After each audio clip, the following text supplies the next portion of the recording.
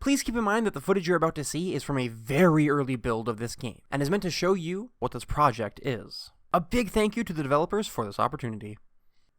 Hello everybody, my name is Wilder, and it's really no secret that I love farming games. From Story of Seasons to Rune Factory to Stardew Valley, I love them all. So when Alcinous Studios, a small team of developers, asked me if I would like to make a video on the farming sim they're making, I jumped at the chance to check it out, and I'm really glad I did. So the footage you've been seeing on screen all this time is from the game, which is called Bountiful Life. Now before I say anything else, please keep in mind that this is an extremely early build of this game. This is a pre-alpha that was built specifically to show off the idea that this team has.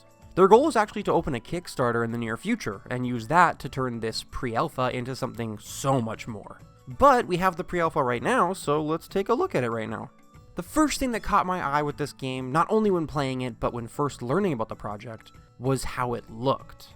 Bountiful Life has a more realistic style to it compared to something like the Mineral Town remake, which goes for a more chibi kind of style. This game, especially this shot right here of the field on your farm, really reminds me of both Harvest Moon Save the Homeland and A Wonderful Life. I talked about this a little bit in my Harvest Moon One World video, but I'm a huge fan of the graphics and style of those two games, and I see a lot of that in Bountiful Life. So I already love this right off the bat. In fact, when I was first approached about this opportunity, this image in particular made me really interested in this game. You just don't see a lot of farming games with this style anymore, not really. So not only was it a surprise to see, but it was actually really refreshing. I love the aesthetic of this game. And that's not even mentioning how beautiful this game actually is.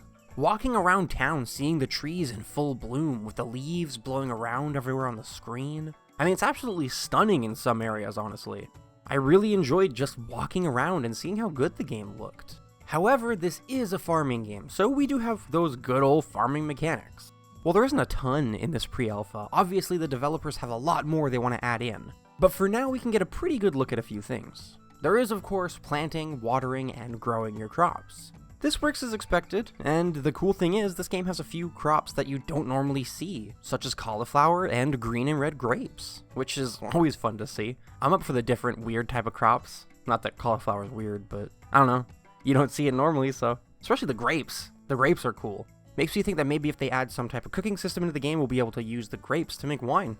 You can also milk your cow and your goat, you can go fishing at the beach, and you can also forage and pick up things off the ground to sell in your good old shipping bin. You know, all that fun good farming stuff we grew up on. Now I don't know a whole lot of what's planned for the future, but with how many stumps are all over your field in this version of the game, I think it's safe to assume we'll be able to break them, and hey, maybe even use those materials for building more structures on the farm. You know? I mean, the farm is really big, so it is a possibility. You got lots of room there. Plus, like I've been saying, this game is in a very early stage of development, so really anything is possible. A lot shown here could change or be removed. It's extremely early to tell quite a few things. However, moving on, another big and also great part of many farming sims are the townspeople and the relationships you build with them. Unfortunately, there aren't many NPCs in this build, and the ones that are in here don't have a ton of dialogue. But I mention this because I wanted to bring attention to the town itself. This town area is amazing. I love it so much. The buildings are so pretty, and the area is nice and big too. I can't wait to see it filled up with a bunch of people walking around and talking and, maybe even doing multiple things. There's also another farm right next to the town which has a ton of crops growing. It's super colorful over there. This is actually where you buy your tools in this game as well. Anyway, this farm reminds me a lot of Vesta's farm in Harvest Moon: A Wonderful Life. Walking past her farm in that game and seeing all her crops lining the fields kind of made me want to plant just as many as she had so my farm could look that good as well. And this farm is kind of giving me the same feeling, honestly. However, it's also a really good way of getting a nice look at what some of the crops will look like in their later stages of growing. So it's also a nice visual representation. I'm very excited just by the potential I see in this project. It's exciting. But it's not even just the town, though, right? It's the entire map that has a ton of potential.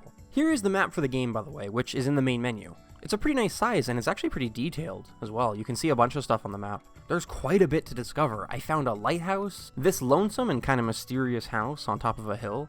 There's even a train track that goes through part of the town, which was a lot of fun to follow. But out of everything I found, this has to be the most interesting. I found a giant floating crystal surrounded by other smaller crystals deep in the woods. I have no idea what this is all about, but I honestly cannot wait to find out. Seriously, the potential here kind of blows me away, and it's really great to actually see it, you know what I mean? For some Kickstarters, they'll give you an idea, maybe some concept art, and that's about it. Not that that's a bad thing, mind you. It definitely works for some people, but this team is bringing a lot to the table right off the bat, and it's really nice to see. They're not kidding around here. They want to make this game, and they're showing you they want to make this game. They've done a really good job so far. Speaking of, let's talk about a few more things that are going to be in this game. First, this game does have controller support and will launch with controller support on PC, which is great because there are some games that just feel much better with a controller rather than a keyboard and mouse. Second, and this is a really big one, Bountiful Life will also launch with co-op, also known as multiplayer. When I think of multiplayer farming, I think of Stardew Valley and how fun that multiplayer was. It did, however, take a while for it to come out, but once it did, it was a ton of fun.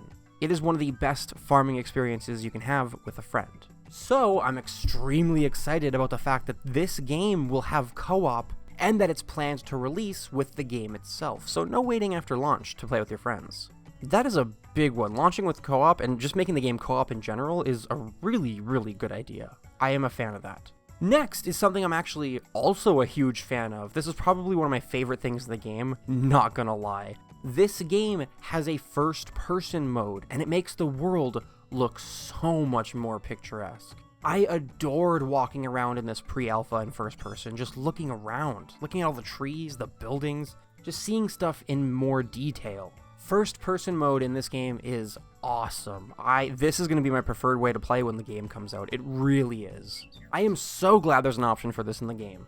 Something I want to touch on a little bit is one thing I found in the menu was this tab that was dedicated to quests, and there are quite a few of them here too. Things like visit the general store or go fishing. So it looks like you'll be rewarded for completing certain tasks, and I don't know, maybe certain NPCs will also give you quests to complete for them? This is definitely going to be a lot of fun. I love the quest/request system in Stardew Valley and Rune Factory.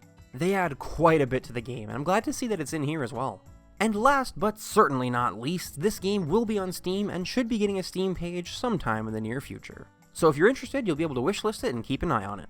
I know I'm going to wishlist it. I had a ton of fun running around and playing this pre-alpha. I loved so many things about it, and if you did too, if you're excited to find out more, then please check out the description. There will be links to the Alcinous Studios Discord server, their Twitter, and their Instagram. Go check them out, go chat with them. I'm sure they would love to hear what you think about the game and its pre-alpha so far. Remember, this game is in a very early stage of development, so if you have any ideas or seeing this pre-alpha you think something would work really well, go let them know, go talk to them about it in their Discord.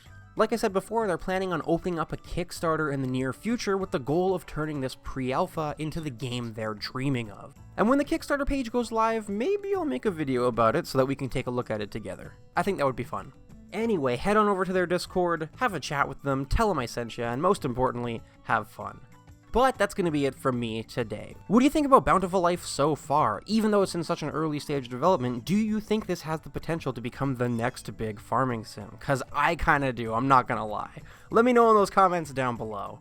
Don't forget to leave a like if you enjoyed this video. All links are down in the description along with the names of my wonderful, amazing patrons.